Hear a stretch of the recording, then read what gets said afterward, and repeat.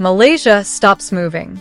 Not because of a war, not because of a disaster, not because of an economic crisis, but because of a celebration. Every year, highways become rivers of cars. Airline tickets disappear. Cities empty out. Villages suddenly come alive. Millions of people begin a journey home at exactly the same time. And for a few days, an entire country seems to operate by a completely different set of rules. The question is, how did Hari Raya become so powerful that it can literally transform Malaysia overnight? And why is it bigger than every other celebration in the country? If you visit Malaysia during most of the year, you'll see a country moving at full speed. Factories running, office towers packed, shopping malls crowded, traffic jams everywhere. But then Hari Raya arrives, and suddenly, everything changes. The highways become packed with families heading back to their hometowns.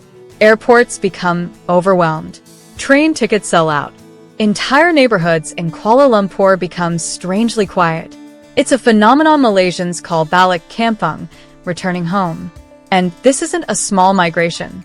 It's one of the largest annual human movements in Southeast Asia. During Hari Raya, millions of people travel at almost exactly the same time.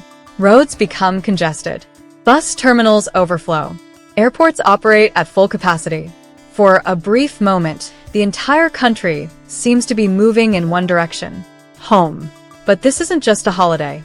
This is a national ritual, a cultural force, a tradition so deeply embedded in Malaysian society that it influences business, transportation, tourism, politics, and even national identity. And that's why Hari Raya has become Malaysia's biggest celebration.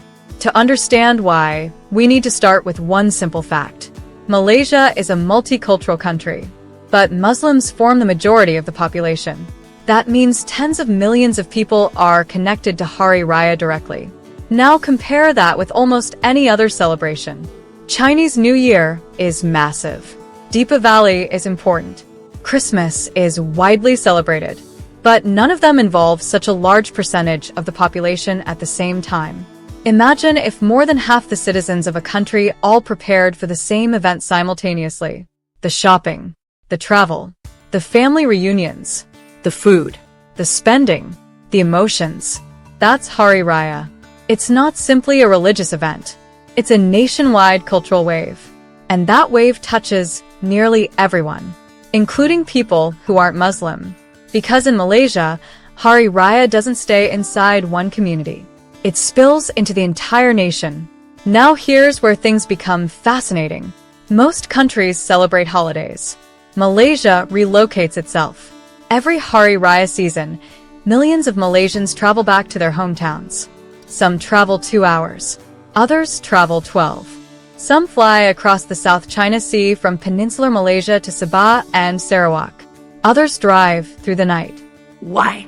Because Hari Raya is not really about where you live. It's about where you come from. Think of it like a giant magnet. For most of the year, cities pull people in. Jobs, universities, opportunities, money. But during Hari Raya, the magnet reverses. Suddenly, everyone wants to return home. Back to grandparents. Back to childhood houses. Back to family traditions. This annual movement is so significant that it has become a national logistical event.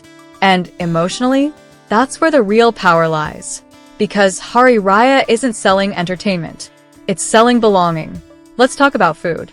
Because food is one reason Hari Raya becomes impossible to ignore. Weeks before the celebration begins, kitchens become factories. Families start preparing traditional dishes.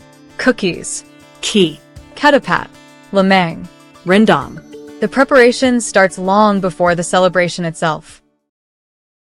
But here's what's interesting. This isn't just about eating. It's about hospitality. In many cultures, guests are welcomed. In Malaysia during Hari Raya, guests are fed, repeatedly, sometimes aggressively. You arrive for a short visit. You leave feeling like you've attended 3 weddings. Food becomes social currency, a language, a symbol of generosity. And because millions participate simultaneously, Hari Raya creates a massive surge in consumer spending. Retailers know it. Food producers know it. Fashion brands know it. Everyone knows it. Hari Raya isn't just a celebration. It's an economic season. Now, let's discuss something uniquely Malaysian. The open house. Imagine throwing a party. Now, imagine inviting everyone. Neighbors, co-workers, friends, friends of friends, people from different religions, different backgrounds, different ethnic groups. That's the Hari Raya open house. And the scale can be astonishing. Some events attract tens of thousands of visitors. Think about that. Some political rallies don't attract those numbers. Yet people voluntarily show up to celebrate together. Why? Because open houses turn a family celebration into a national one. This isn't just Muslims celebrating with Muslims. It's Malaysians celebrating with Malaysians. And that's one reason Hari Raya became larger than a religious festival. It became a social institution.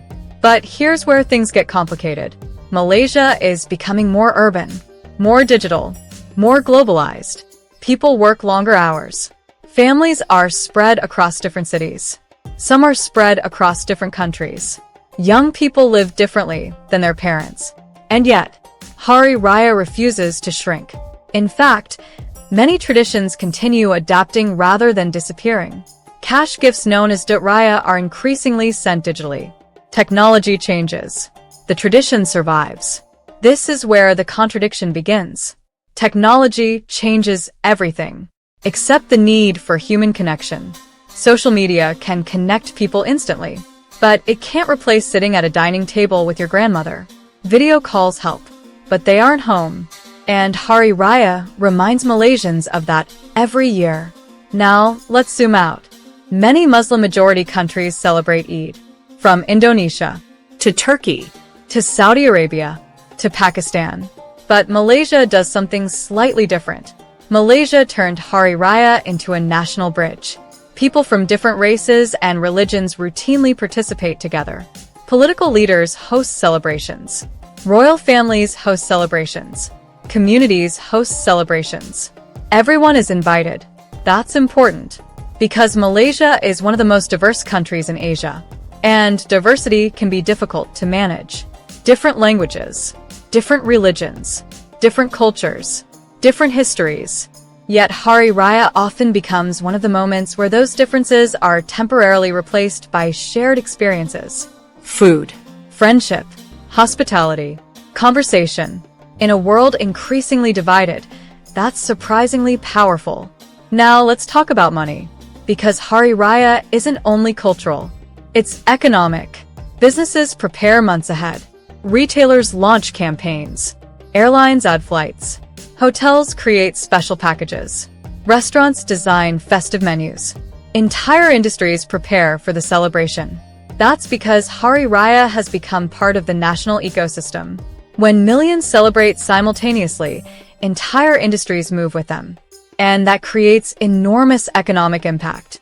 Maybe you're watching from Nigeria, or America, or India, or Europe, and you're thinking, what does this have to do with me? Actually, quite a lot. Because Hari Raya demonstrates something many countries are losing. Shared traditions. Events capable of bringing millions together. A reason to pause. A reason to reconnect. A reason to remember where you came from. In an age of algorithms and endless scrolling, Hari Raya is one giant reminder that people still crave community. And maybe that's why it remains so powerful. So, where does Hari Raya go from here? One future is obvious. Malaysia continues modernizing. Cities grow larger. Technology grows smarter. Life gets faster. But Hari Raya survives, adapts, evolves, and remains the glue holding generations together. But there's another possibility. Traditions slowly weaken. Families become more disconnected. Community becomes more digital than physical. And the things that once united millions gradually fade. Nobody knows which future wins. But every year, when millions begin their journey home, when highways fill with traffic, when villages light up, when families gather around tables overflowing with food, Malaysia seems to make its choice, at least for another year.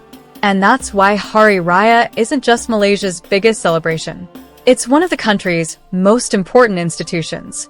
A festival, a migration, an economic force, a cultural bridge, and perhaps most importantly, a reminder of what still matters.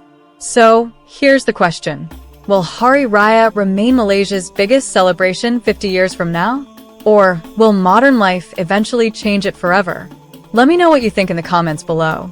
And if you enjoyed this documentary, don't forget to like, subscribe, and turn on notifications for more deep dives into the stories shaping nations, cultures, and the future of our world.